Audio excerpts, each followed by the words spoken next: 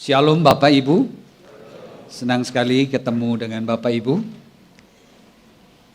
Pertanyaannya, apakah saudara senang ketemu saya? Nah, itu persoalan yang selalu terjadi. Selamat datang teman-teman yang baru. Nah, hari ini saya ingin membawa Anda memikirkan tentang satu tema yang tidak biasa, yaitu menjamu para malaikat. Nah, ini tidak ada hubungannya dengan orang Tionghoa. Apalagi yang suka memanggil-manggil tamu yang tidak jelas. Hari ini saya mendasarkannya pada firman Tuhan dalam Ibrani pasal yang ke-13 ayat 1 sampai 3. Saya akan membacakan ini untuk saudara-saudara. Ini adalah terjemahan baru, terbitan yang baru, yang kedua, TB2. Demikianlah firman Tuhan. Peliharalah kasih persaudaraan. Jangan kamu lalai memberi tumpangan kepada orang. Sebab dengan berbuat demikian beberapa orang tanpa diketahuinya telah menjamu malaikat-malaikat. Ingatlah akan orang-orang hukuman seolah-olah kamu sendiri orang hukuman. Ingatlah juga orang-orang yang diperlakukan sewenang-wenang karena kamu sendiri juga masih hidup di dunia ini. Nah, yang berbahagia kita yang membaca, merenungkan dan melakukan firman. Nah, Bapak Ibu, satu kali Raja Yordania, kemungkinan itu adalah Abdullah kedua anak dari Raja Hussein, dia berjalan-jalan ke kota New York, ya, kota yang ramai itu, dan dia tidak mau diketahui orang kalau dia keluar. Jadi karena kalau seorang raja itu kalau keluar protokolernya terlalu banyak, ya. Jadi dia diam-diam, dia menyamar jadi seorang yang aneh, ya, yang wajahnya mungkin tidak terlalu jelas. Dan dia berhasil, saudara. Dia berhasil keluar dan tidak ada orang yang mengenalnya. Dia bisa berbincang kepada orang, menemukan apa di sana, saudaraku. Lalu kemudian dia kembali lagi ke Yordania. Nah, sebagai raja, saudaraku, dia pengen sekali mengetahui apa yang dipikirkan oleh rakyat, apa yang dilakukan oleh pegawai-pegawai negeri terhadap rakyatnya. Dia pergi ke rumah-rumah sakit, melihat apakah suster dan para dokter itu melayani rakyat dengan baik. Nah, belakangan, saudaraku, semua orang sudah mulai mengetahui bahwa ternyata yang datang ke tempat itu adalah rajanya mereka sendiri. Itu sebabnya, saudaraku, mulai hari itu, mulai saat itu, saudara, semua instansi pemerintah, semua rumah sakit memperlakukan tamu-tamu mereka seperti raja. Nah, ini menarik, saudara, ya. Saudara senang ya kalau diperlakukan seperti raja, apalagi kalau di rumah, ya, main perintah semua datang. Tapi saya merasa ada sesuatu yang agak mengganjal. Apa itu, saudara yang kekasih? Kalau ditanya, kamu pegawai negeri, kamu melakukan itu karena apa? Kalau menurut saudara, karena apa? Takut dipecat. Takut nanti kalau ketahuan saya tidak melakukan apa-apa. Takut saya dilihat jelek. Takut saya diturunkan gajinya dan lain sebagainya. Ada sesuatu yang tidak cocok di sini, meskipun hasilnya bagus. Nah, kalau kita perhatikan prinsip Alkitab, itu sesuatu yang berbeda yang dikatakan oleh Rasul Paulus di dalam Kolose 3:23. Apapun juga yang kamu perbuat, perbuatlah dengan segenap hati. Jadi mulai dari hati. Seperti apa? Untuk Tuhan dan bukan untuk manusia. Perbuat dengan segenap hatimu, jadi dari hati timbul kesadaran itu karena cinta. Kemudian di ayat yang ke-22, hai hamba-hamba. Rupanya ini bicara tentang hamba. Waktu mereka belum menjadi orang Kristen, mereka hamba. Dan sekarang sudah menjadi orang Kristen, engkau masih tetap hamba. Dan apa yang harus kamu lakukan? Taatilah Tuhanmu dalam segala hal. Jangan hanya di hadapan mereka saja untuk menyenangkan hati manusia, melainkan dengan tulus hati. Karena apa? Takut akan Tuhan. Jadi dasarnya adalah dari hati, dan yang takut kepada Tuhan bukan takut kepada manusia. Jadi ini adalah prinsip yang seyogianya sebagai orang percaya kita miliki di dalam kehidupan kita sebagai pegawai barangkali, sebagai orang yang melayani. Dan saya mendapati banyak orang Kristen kalau jadi pegawai itu tidak enak. Jadi orang Kristen tidak mau pilih orang Kristen jadi pegawai. Amin. Tidak ada ya. Di sini tidak ada ya. Tidak ada. Tidak suka. Kenapa? Malas. Banyak izinnya. Banyak alasannya. Saudara perhatikan di sini, penulis Ibrani mengatakan bahwa dengan memberi tumpangan, ya, memberi tumpangan,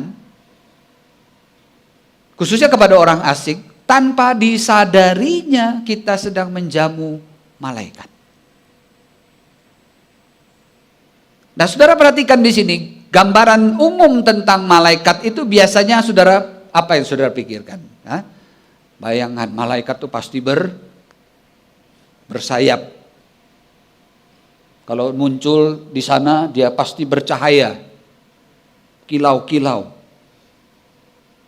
Memang Alkitab menggambarkan itu. Kalau saudara membaca Yesaya pasal 6, kerup atau Yesaya melihat cahaya malaikat dengan 6 sayap dan sebagainya. Tetapi sosok itu tidak selalu demikian. Ada kalanya datang seperti seseorang yang sederhana, kakinya berdebu, perutnya lapar, dan kita menyangka dia seperti orang biasa.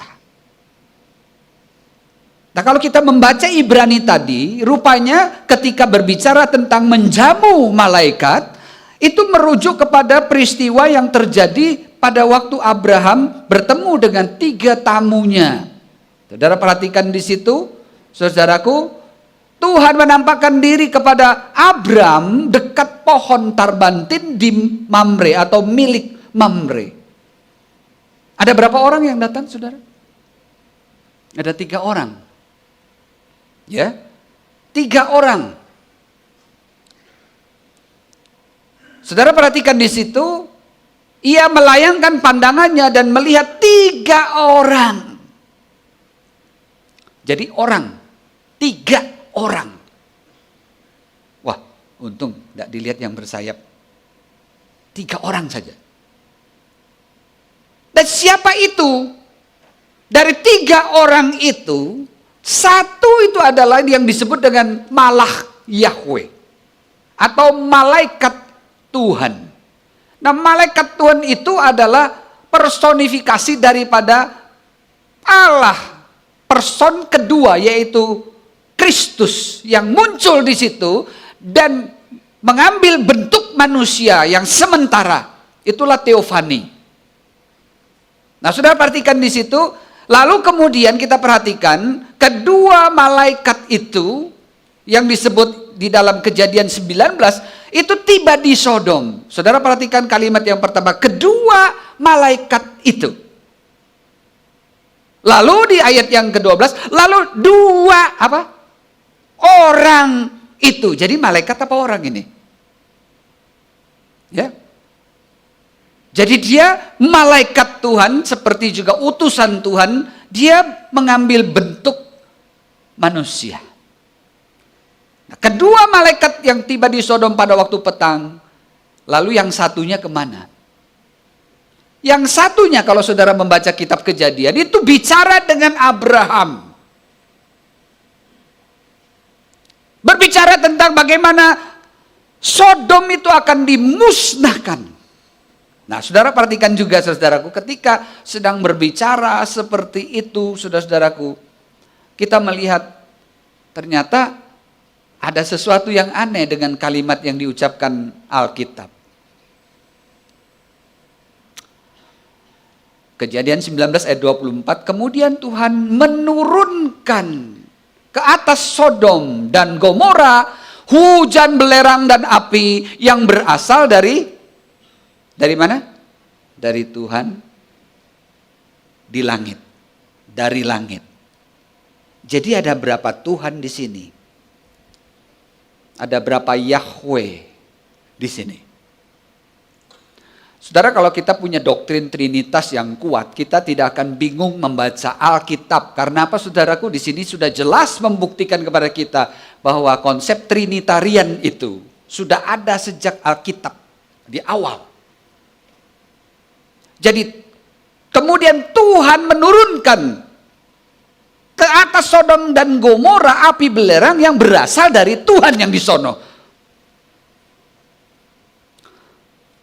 Jadi yang dibawa, yang muncul, bertemu dengan Abraham itu siapa? Malak Yahweh, pribadi kedua dari Allah Tritunggal, yaitu Kristus sendiri. Nah, ini menjadi penting bagi kita, saudaraku. Kenapa? Karena Tuhan itu bisa datang dalam bentuk apa saja. Dia mengambil rupa seorang manusia, dan kalau kita perhatikan di dalam Perjanjian Baru, di dalam Filipi di situ dikatakan yang tidak mempertahankan haknya sebagai Allah, tetapi yang mengosongkan diri dan menjadi manusia, menjadi hamba, bahkan mati di atas kayu salib. Jadi dia mengambil bentuk manusia. Jadi saudara yang kekasih di dalam Tuhan Yesus, hari ini kalau kita mengatakan kita sedang menjamu, melayani Tuhan, kadang-kadang kita hanya mengatakan, oh saya melayani Tuhan yang di sana. Tapi ada perwakilannya di muka bumi ini yang saudara tidak sadar. Dia sedang ada di depan mata kita.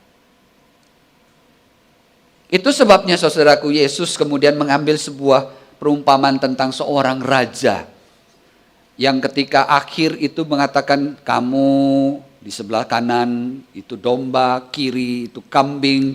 Lalu dia berkata kepada yang di sebelah kanan, berbahagialah kamu, sebab ketika aku lapar, kamu memberi aku makan.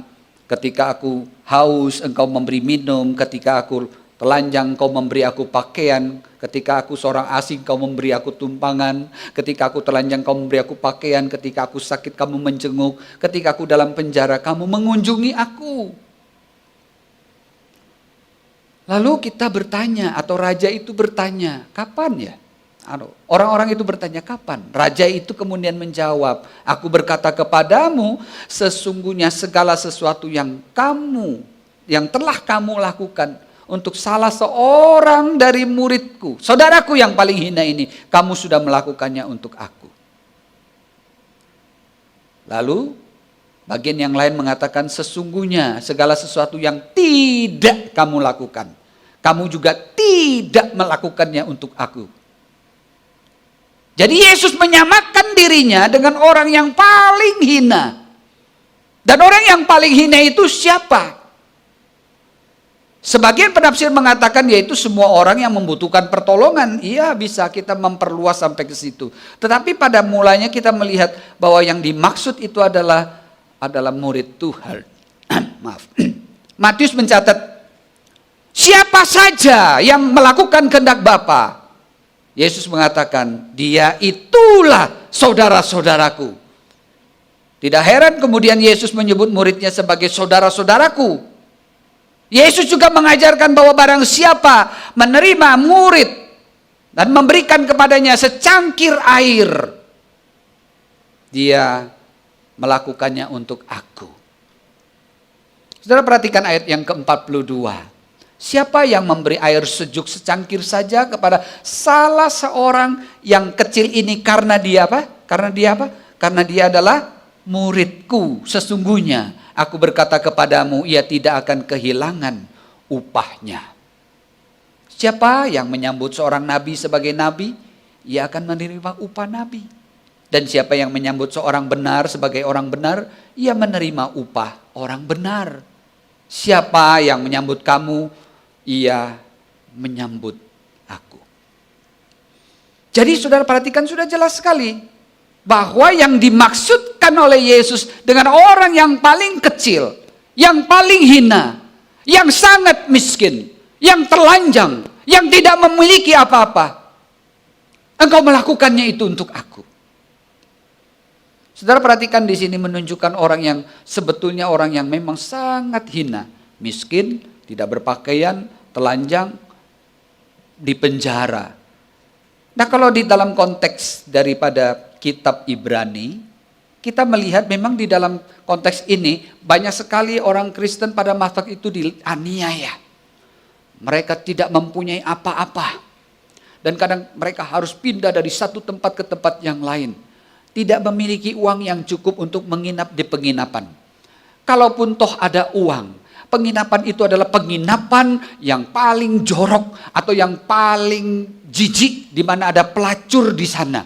Sehingga tidak aman bagi orang-orang yang berpergian. Itu sebabnya di masa itu memberi tumpangan kepada tamu itu merupakan sesuatu yang wajib.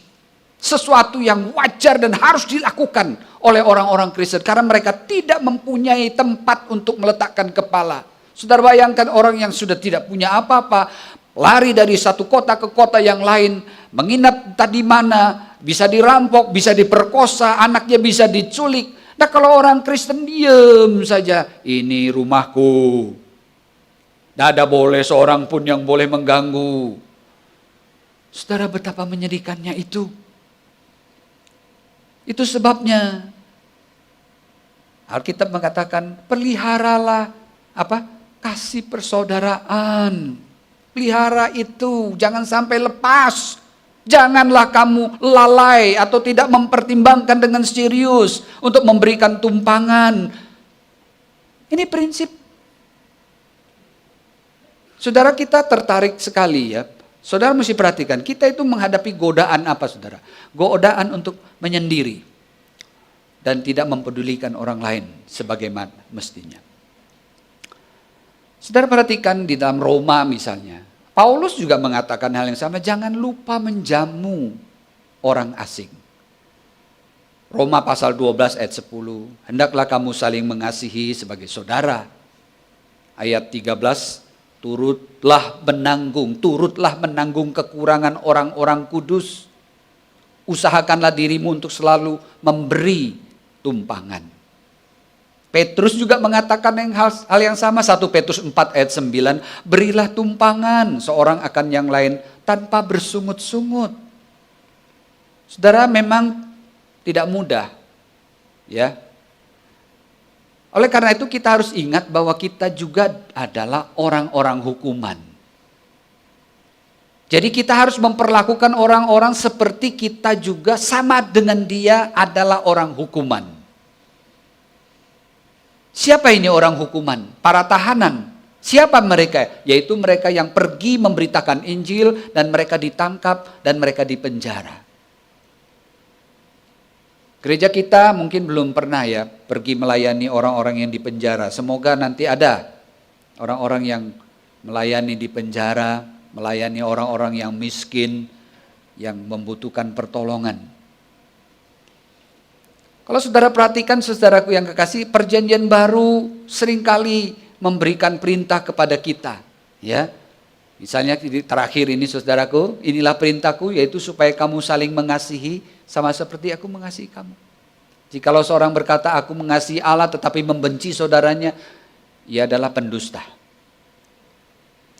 Jadi sebetulnya saudaraku, hubungan kita ya dengan sesama kita itu dasarnya adalah karena kita memiliki hubungan dengan Tuhan. Jadi indikasi ini sebetulnya berasal dari Yesus. Perjanjian baru secara rutin mengidentifikasi kasih kepada sesama orang Kristen sebagai bukti hubungan seseorang dengan Kristus. Jadi persoalan utamanya adalah apakah kita memiliki hubungan dengan Kristus. Sebelum saudara melayani, saudara terlebih dahulu memiliki hubungan dengan Kristus. Sebelum kita bisa melayani orang dengan baik, Anda harus memiliki hubungan dengan Kristus. Tanpa itu, saudara hanya melakukan banyak pekerjaan sosial yang tidak memiliki arti di mata Tuhan. Bapak Ibu, kita harus memang bijaksana. Nah, kata ini seringkali muncul di dalam banyak percakapan orang Kristen, ya. Kita harus bijaksana. Memang betul. Kita harus mewaspadai orang yang berniat jahat, malas, tidak mau kerja, memanfaatkan kebaikan hati orang lain untuk memperoleh sesuatu. Kadang-kadang banyak orang Kristen menyamar sebagai umat, tetapi sebetulnya mereka penipu. Saya sudah dikunjungi beberapa orang datang ke saya untuk meminta bantuan. Dulu saya polos, ya. Polos itu artinya nggak pakai tambahan. Polos. Bukan bakmi polos, ya, bukan. Polos. Tapi belakangan saya tahu, ini benar-benar daya orangnya. Ada orang yang perlente sekali bilang saya sudah tidak punya tempat tinggal. Saya lihat kukunya merah. Bibirnya juga merah. Tapi tidak punya tempat tinggal, bagaimana? Akhirnya saya bilang, maaf ya, saya tidak bisa bantu. Bijak sini. Bijak di sini. Jangan yang di sana, di sini saja. Jadi kita mesti tahu diri kita. Nah, saudara-saudaraku, tetapi yang kedua, kita juga harus mewaspadai kecenderungan kita untuk hidup tidak mau diganggu. Jadi sudah satu kali waspada, boleh. Tapi juga kedua, kita mesti ingat, kita ini punya kecenderungan tidak mau diganggu. Contoh, ada satu gereja. Itu kalau ibu itu kalau sudah duduk di situ, kursinya itu sakral, enggak boleh ada orang lain duduk di situ. Kalau orang lain sudah duduk di situ, dia datang, dia pura-pura begini. Itu enggak ada di Kartini, betul ya? Amin. Enggak ada itu. Enggak ada di Kartini. Ada ya? Kok kayaknya seperti ada tadi ngomong di sini. Ada ya? Laki apa perempuan? Bisa aja lundro. Jadi enggak ada. Jadi kita itu saudara mesti sadar, kadang-kadang kita memang tidak suka diganggu, ini zona nyaman saya.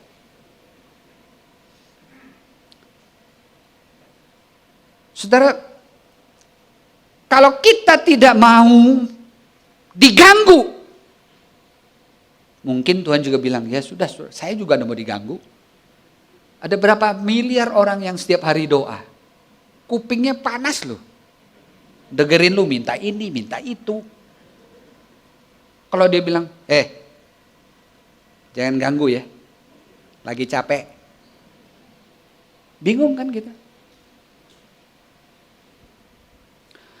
Saya dulu pernah naik bus, saudara-saudaranya.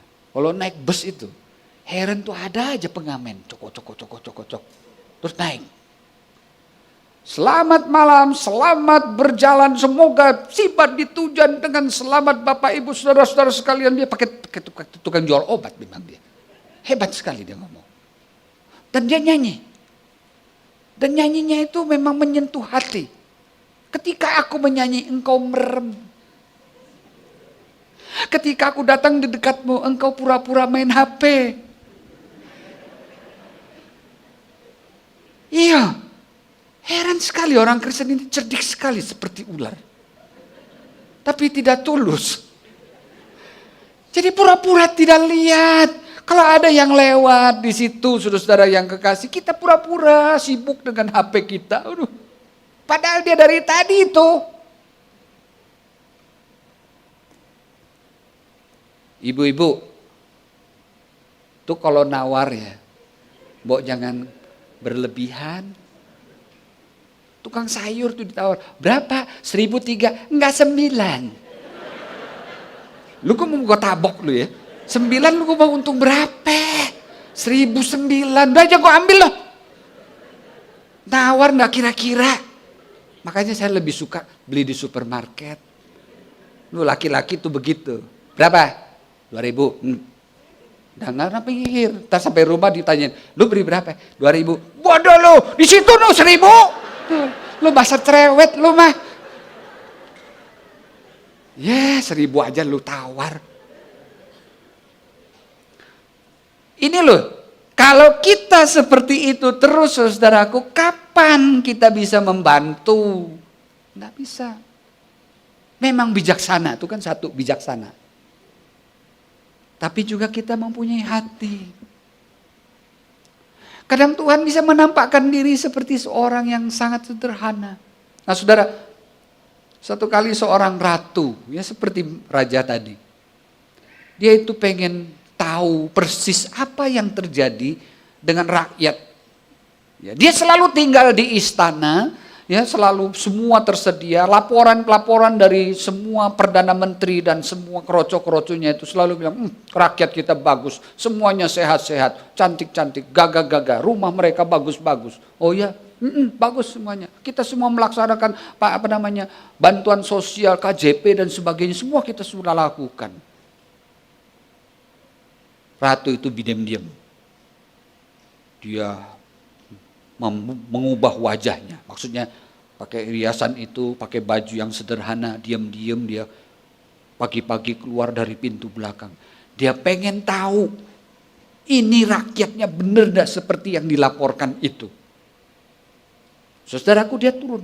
Dia pergi ke tempat yang kecil, tempat yang basah, di pasar, semua dia perhatikan. Nah, tahu-tahu saudara-saudaraku hujan lebat. Nah, di tempat yang paling pojok ada satu rumah. Dia mampir ke situ Bapak Ibu. Ya, melihat rumah itu dia ketuk-ketuk pintunya lalu mengatakan,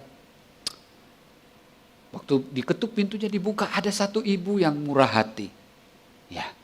Ratu itu juga kelihatan bukan ratu seperti orang gembel, pakaian sederhana, rambut kucel. Ibu, kata ratu itu, bolehkah saya menumpang di rumah ibu ini hujan lebat? Oh, boleh sekali. Mari silakan. Lalu ibu itu diajak masuk, ratu itu diajak masuk. Rupanya ibu yang ini kedinginan, ya ratu ini kedinginan, basah bajunya. Lalu diberikan pakaian. Bukan hanya itu, diberikan susu. Tidak lama jam sudah menunjukkan lebih dari pukul 6, hujan masih lebat, dikasih makan. Lalu ratu itu berpikir, kalau saya terlalu malam di sini ini sangat berbahaya, saya akan pulang, tapi hujan masih lebat sekali. Setelah selesai makan, dia pamit, bilang, ibu terima kasih karena sudah melayani saya akan pulang sebab hari sudah semakin gelap. Tapi hujan masih turun, bolehkah saya pinjem payung? Nah, Bapak Ibu, ibu ini murah hati memang. Dia masuk ke kamarnya, dia lihat ada 2 payung. Satu payung made in British. Belinya di Tokped. Baru. Yang satu lagi payung made in China. Dari nenek moyang punya. Sudah 7 turunan. Masih ada, tapi sudah sobek.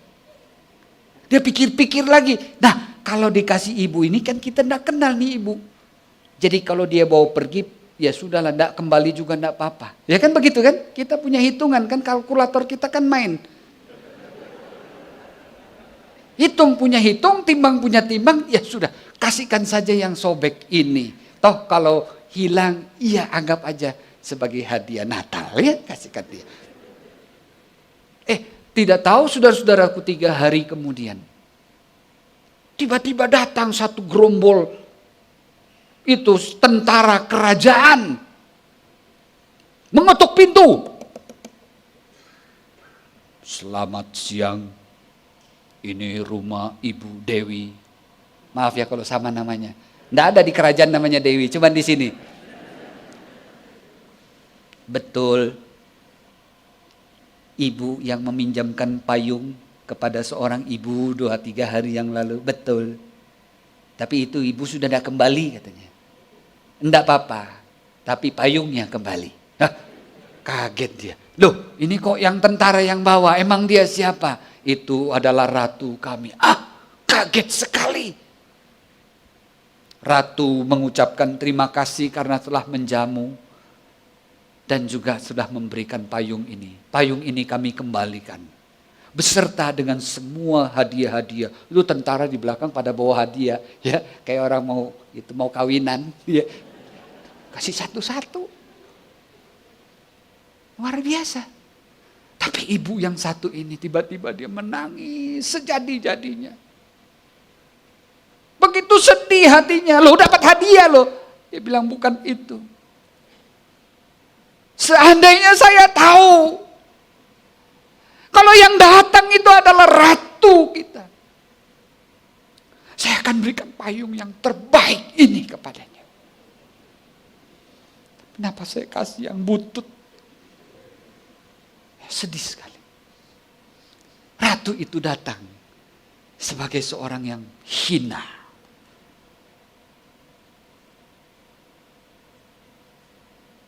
Saudara, Tuhan mungkin pertemukan engkau dengan orang yang saudara tidak pernah pikir dan expect itu. Tapi berulang kali ia pertemukan kita dengan orang itu. Saudara mesti pikir, Tuhan, sebetulnya engkau mau apa dengan orang itu?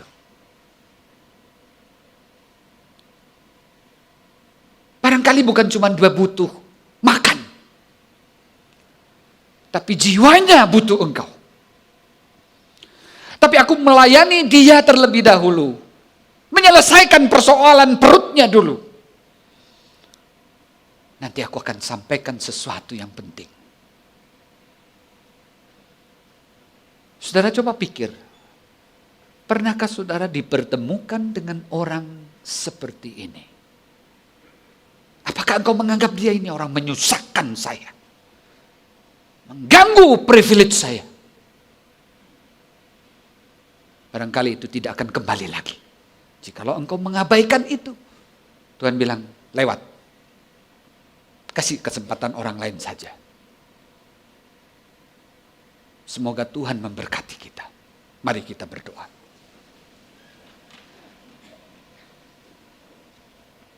Tuhan, di dalam hidup ini kami bertemu banyak orang. Tapi jarang sekali kami memikirkan bahwa orang itu diutus oleh Tuhan sendiri. Kadang kami tidak mau diganggu. Kami juga tidak mau sedikit pun direpotkan dengan orang ini. Tuhan ampuni kami sebab kami tidak tahu isi hati-Mu. Kami hanya memikirkan hati kami sendiri. Tuhan ampuni kami dan biarlah kami mulai sadar bahwa segala sesuatu Tuhan yang kerjakan. Bahwa apa yang terjadi dalam hidup kami tidak ada satupun yang Tuhan tidak tahu. Tuhan berkati jemaat Kartini. Supaya mulai hari ini kami dengar-dengaran dengan Tuhan. Bertanya kepada Tuhan. Terima kasih Tuhan. Dengar doa kami di dalam nama-Mu, Tuhan Yesus. Amin.